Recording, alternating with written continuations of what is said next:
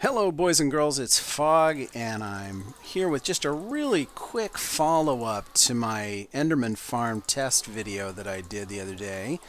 Couple of things. First of all, a couple of you pointed out that the LC value here, which I believe actually stands for level ceiling, not loaded chunk,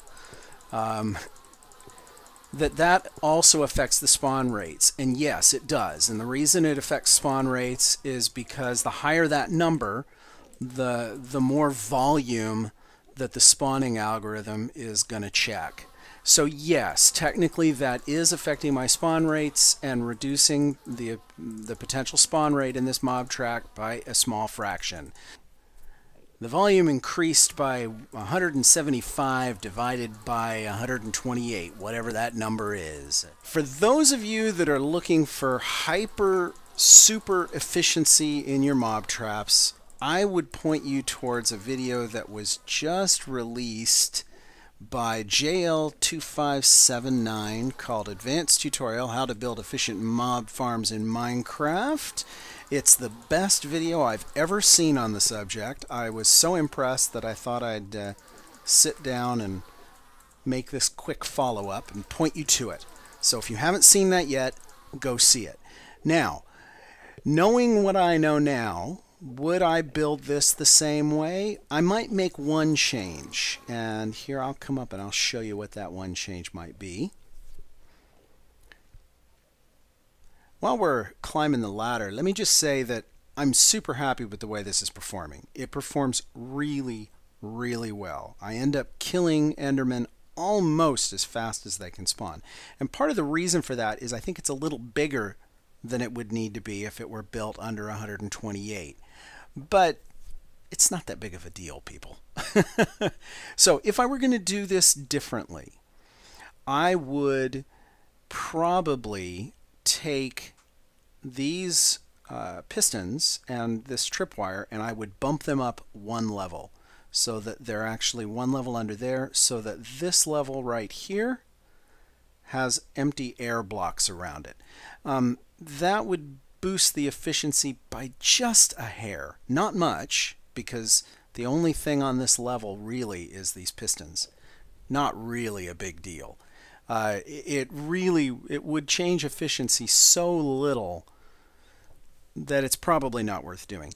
The other thing is, like I said, I think this is a little bit bigger than it needs to be. I deliberately, when I built this guy, remember, I went to a creative world and I tested it in different configurations, and I settled on this particular size because it got me up to the spawn cap so quickly.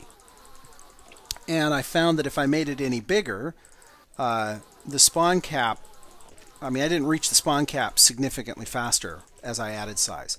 So basically what I'm saying is the size of this is a little larger than it would need to be if it were all built under 128, perhaps.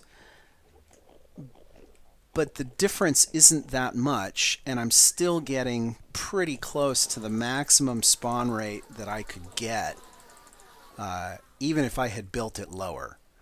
So, am I going to change my design? No, not at all. Am I happy with it? Absolutely. Could it be slightly more efficient? Perhaps. Now, like I said, go see that video, JL2579's video. I will link to it in the description here.